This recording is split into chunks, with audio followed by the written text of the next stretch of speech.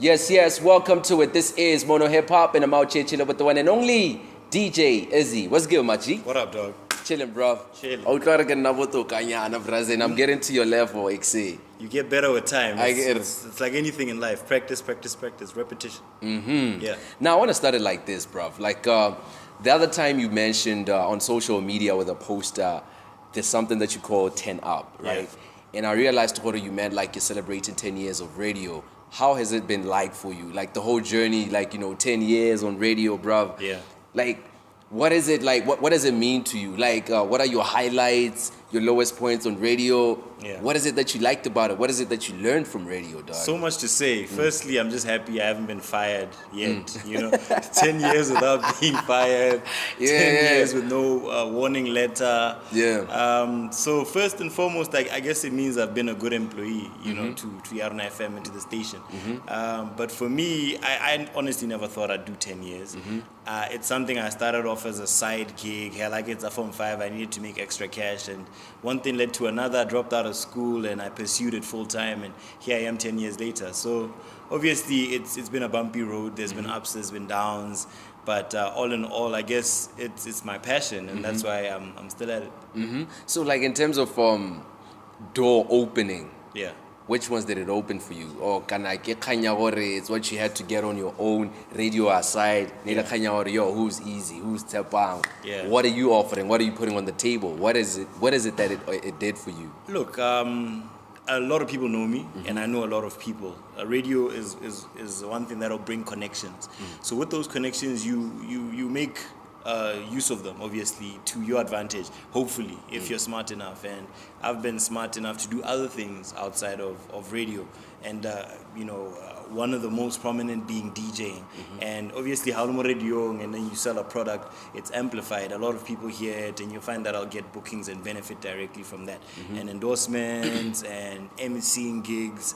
So it's stuff that just surrounds the entertainment industry and what I do. So it's just... Radio it's at the cornerstone of what I do. I've dabbled into TV as well because of radio. So it was a good way into the industry professionally. Yeah. Even speaking of getting endorsement deals and getting bookings and the likes. There was this one time, I don't know if you know Charlemagne the God. Yeah. People were attacking him, but yo, if it wasn't for radio, you wouldn't be Charlemagne the God. Yeah. You've never got attacked on that level. When I got radio, dog, you wouldn't be this guy. Like, people never threw shade at you on that level. Nah. Not at all. Not that I remember. Like either on Twitter or Yeah. somebody beefing on a song or something, somewhere on the newspapers or anywhere. Nah, unless there's anything you know of that I don't. I'm just asking, because... It's never occurred because I feel like I've earned my stripes. Okay. Remember, I started at the bottom. I literally started at graveyard Saturday morning, 6 to 9 a.m. Hey. And then I worked my way up. Got a second slot on a Sunday. Got a more prime slot on Saturday. Then I moved into weekday radio. So I've sort of earned my stripes. And people have seen me struggle. People have heard me kill a whack, not knowing what I'm doing, to being a pro. Being whack. Ish. Yeah, look, you start off your whack, you're dizzy, you're confused, Yeah. you're making errors, you're nervous, Yeah. and, you build.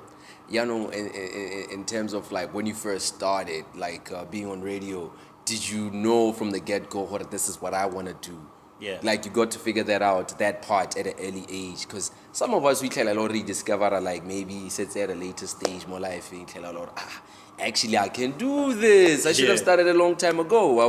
I never knew that I'd work in radio. I think in the beginning, I just used to listen to a lot of radio growing up. I'd come out of even primary school, I'd listen to Yarna FM, get into the car, we'd have this battle with my mom.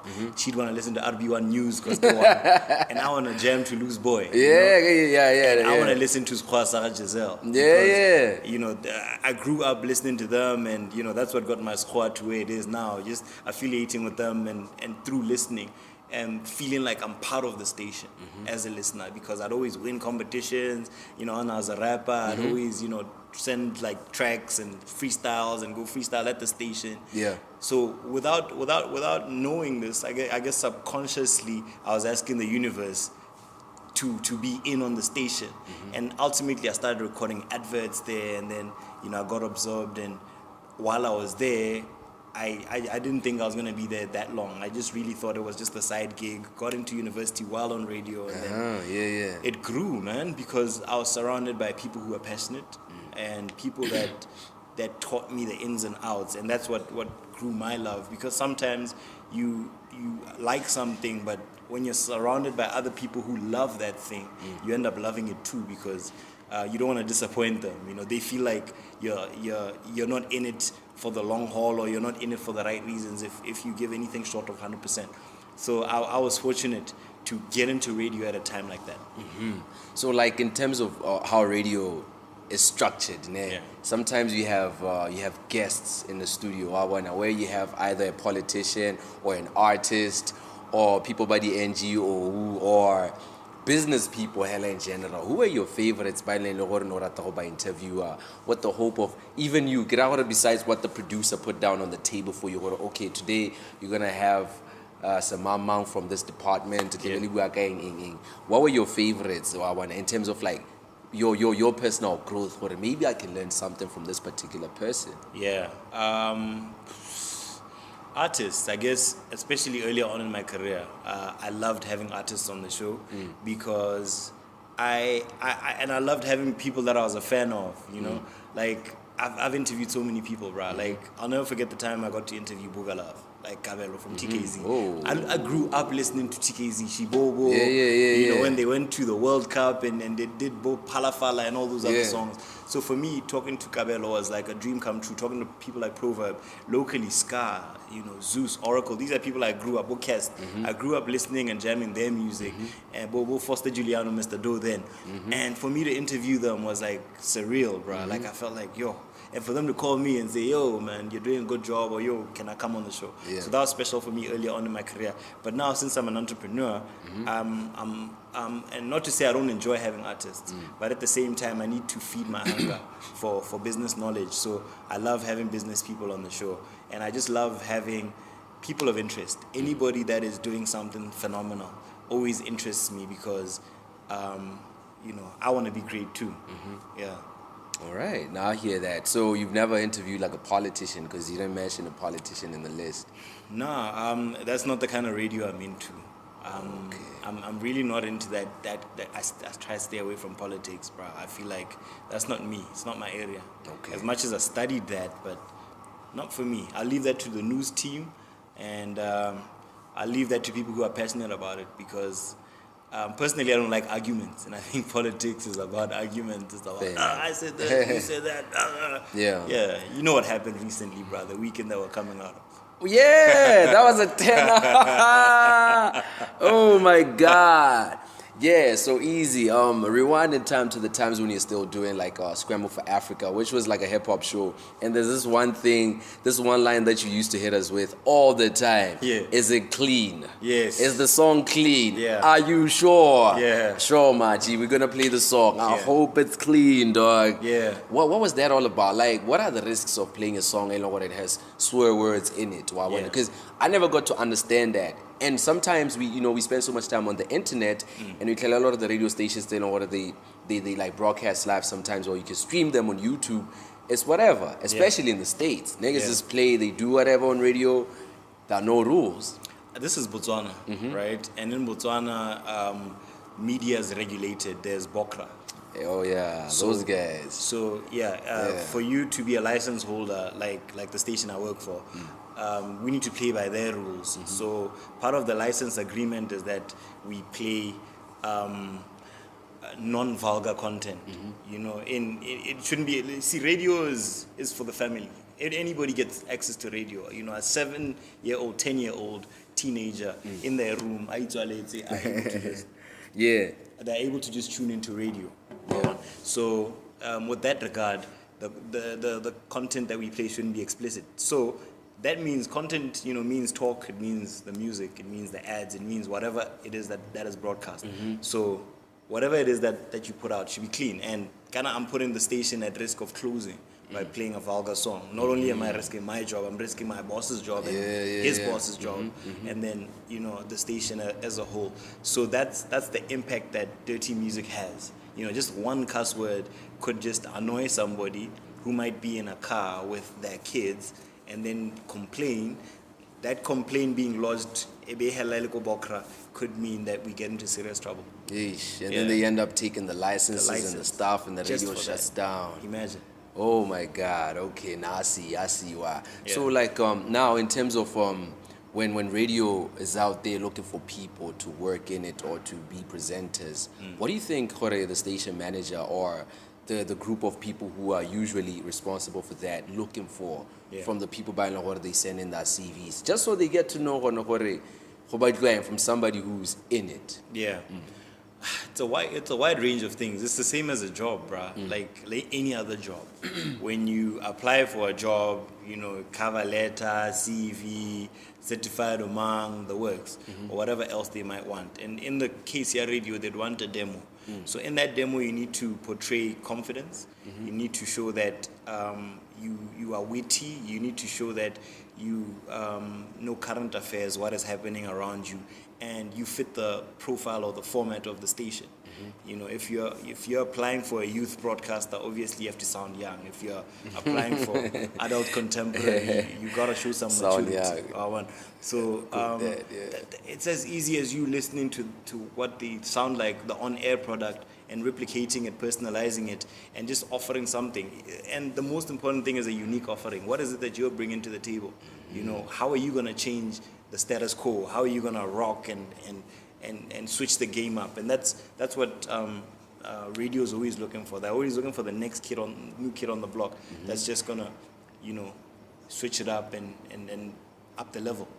Alright, I feel that, man. The other time when we were watching the Metro FM Music Awards, Ricky Reg said something like, there are certain authorities that are paying people to play their music, either be it television or be it radio and all the likes. And which is something saying see, let's thought on social media for a while. Niggas were even saying like, man, forget radio, dog. Just push your items on the internet and all that. Like, so which got me thinking like, Jorge, do people really know what they wanna or what they rather listen to than what the station manager, what the radio station wants them to listen to? How does it work? Like, when you get in radio, like when you play music, is it your playlist or gather producer, or it's what's hot at the moment, or it's something that we need to check, like giving a song a chance? What do you think it is? It's a mixture, once again, but at the very top, the format of the station. What are they about? Are they 30% local? Are they 50% local? And with that percentage, what's their format? Do they play a particular genre only, or they play everything? Sound quality of the song, is it mixed, is it mastered? The overall message. Because remember, radio is for family, like I said earlier on. So does it fit regular programming, as in can it play in the morning, can it play at night, is it a smash hit? Things like those are considered, right? And if at all it's a smash, then nobody can say no to it or ignore it. If it's an average song, is there space for an average song? Where are we in the music space? Because music is seasonal. There are times where it's dry. And your song, you might get lucky, your song gets pushed through because it's dry season. Khaled ain't releasing. Jay-Z ain't dropping, Sure. So, no, those are names, by no matter when they release, we take note. Rihanna sets trends. So if Riri's quiet, that might just be a chance for you to go. And even in the States, but if this person releases, other people just sort of move. So it's the same thing with bots. It's no different. It's a season thing. Are you releasing for festive? Are you releasing at the beginning of the year, mid-year? But also, I mean, your song's just got to be tight. And if you've worked with the reputable producers, that works for you. And in terms of the playlist, obviously, I have a say to a great extent.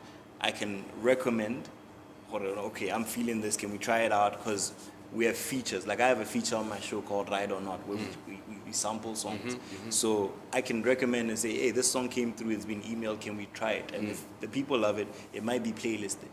But otherwise, there's somebody whose job that is to keep control and balance of all that stuff. All right. Yeah. Hey, man, I think we touched too much on the radio topic. So, we're going to have to wrap it up with this question now. Like, what do you think of an online radio station? Yeah. And with that radio station surviving, in this environment in BW with all the challenges that we currently have, Yeah. what do you think? What are the chances of it doing well and the likes like that? And is it advisable right now? Because some of the people barataho like ignore the facts. Yeah. Or yo man, here's the challenge. And some people are like, no, I'm gonna go ahead and do it either way. Yeah. Because it's a dream. For me, I think every platform is important. Okay. I think there's a role that there's a role that magazines play, that newspapers play, that television plays, that terrestrial radio plays, which is traditional radio, that online plays, social media, radio, YouTube, you name it. There's viewership and listenership and readership and followership in general of all these platforms. So with that said, there is a place for online radio. However, it might be too early now because data prices are high. Like a lot of the time, especially Instagram, that's a good sign. People are mostly on Instagram during working hours. You know why? Free Wi-Fi. Yeah, Right? yeah, And then- okay, all right. Nah, Yeah, because I'm on the gram all the that's time. true.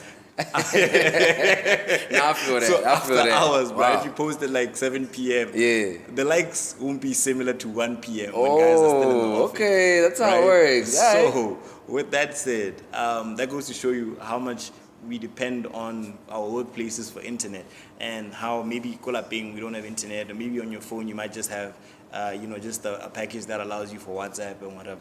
And happy that they're monitoring it now with bundles, dog. How did they Exactly. expire in a day? Like, There's things like that. So Yeah. I think it will really thrive when such things are sorted. You know, in SA they've got data must fall, blah blah blah, and that's simply because data prices are high. They're still pretty high modes on it, but there's gonna be a time where internet gets cheaper. It has gotten cheaper over the years, and there's been talk officially about it's gonna get even much cheaper. And we need it to be fast. That's the key thing, bro. True. Obviously, cheaper means you can now afford faster internet. Oh, okay. Right? Because the people with the money, they don't have this problem.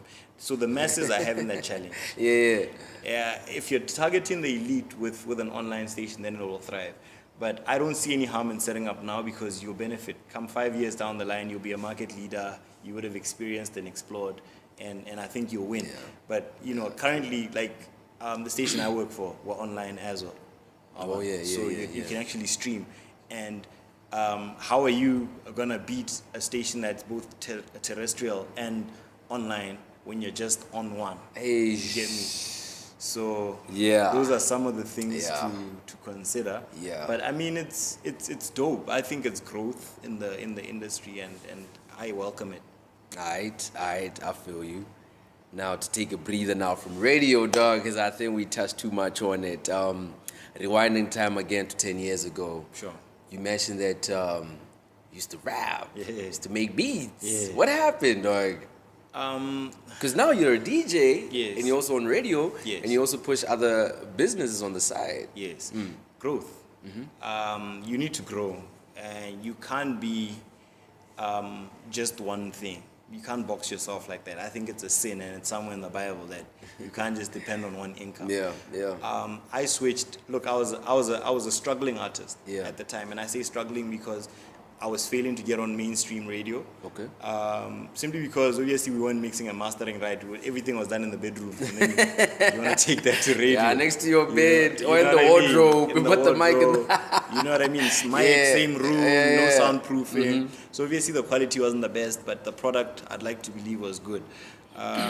And I felt like radio people weren't giving us a chance. And I felt like I want to be on the other side so I can open doors for artists. That's why in the earlier stages of my career, even now I still do it, I want to open doors for artists because I know what it feels like to struggle. I know what it feels like to not be heard or given an opportunity. So that's why I had to give it up because I couldn't be a credible presenter if I was an artist at the same time. It would seem like I'm pushing my agenda and my voice. So I had to detach myself from that. And also radio was demanding, and it was gonna seem biased for me to say that was DJ Izzy with X song. And I'm still Yeah, DJ Izzy yeah. on the radio. Yeah, yeah, You yeah, know what I yeah, mean? yeah. On the rap song, and then you know what I mean? So I just needed people to know me as a presenter. So I had to detach the music from that, especially in the early stages of my career. Speaking of that, even I remembered something right now. Yeah. I was having a conversation with one of the guys, by the way, I like to call him an internet nerd. Yeah. Because they're always on the net. They know what's going on in BW. They said Ski is king of the diss tracks, and DJ Izzy is the king of the theme songs. Yeah. Do you agree with that statement that you're the king of the theme songs? Is it like, you know, when we went for the Olympics last year, Yeah. you made a song called Our Golden Year. Yeah. And then when Nigel Amos did well at Yeah. the Olympics, Yeah. you did a song called Nigel Amos. Yeah. And then there was a time, if we rewind time to, is it 3-4 years ago, when when he sampled the Botswana song by Stampore. Yes. I don't know what it was around at the time. Well, it was just a song. It's a song I grew up listening to. Like I said, a lot of Arbuan through my mom, and I'd hear that song, and you know, it's always spoken to me. And I was excited when they actually signed the release and said I could go ahead and sample it. It wasn't a special time or anything, but I just felt like doing a song like that. I'm a patriotic somebody. I love my country, and I feel like music is such a powerful tool that, used right, can actually be the soundtrack to special moments. So, because you also did Razi, mind you. yeah, I did Razi as well, because I'm a big believer in soundtracks. You know, So it's a soundtrack, music not is a soundtrack to not a life. theme song type thing. I mean, call it what you want, Okay. but they pretty much do the same thing in that they capture that emotion, and years to come, you're gonna look back at those times and listen to the music and say, "Oh, this was around about Bobbing the and time when this was dabbing. happening." Yeah, you yeah, know? Yeah, when dabbing was the Yeah, in yeah, thing. Yeah, look, there's plenty of stuff that I want to do within this industry, and I grew to learn that music is key because, for example, if you're doing a reality show. You're gonna need music. Like even monoculture has a signature tune in the beginning and at the end. Now, who's true. gonna be the guy rapping at the beginning or the lady singing? Whose song is it? Yeah. Remember, there's Cosbots. Cosbots is gonna be paying the person who's behind the music. That is gonna play at the opening and at the closing. Who owns the rights? Okay. Yeah. So, look, man, music is like property. It's like houses, and you're gonna earn forever. Yeah. And I read that in a book that there's 3 forms of property. There's houses, there's books, and then there's music. And I want in on all of those forms of property because they'll give you passive income. And that's what I'm out for because I want wealth. If we go deeper, that's what I'm after. I want wealth. Now, I've grown to learn that music it's an easier and a more affordable property to acquire. And I'm sure you agree. I mean, a song is a couple of thousands more Botswana, and then you'll earn forever. Even your generations to come will still benefit from that. So that's my thinking. I like that how you relate music to property. Now I think Botswana should know that Hore, it is property It at is the a end of the property. day. Wow, and That's why you register it with SEPA because to protect it's it. intellectual property. Yes.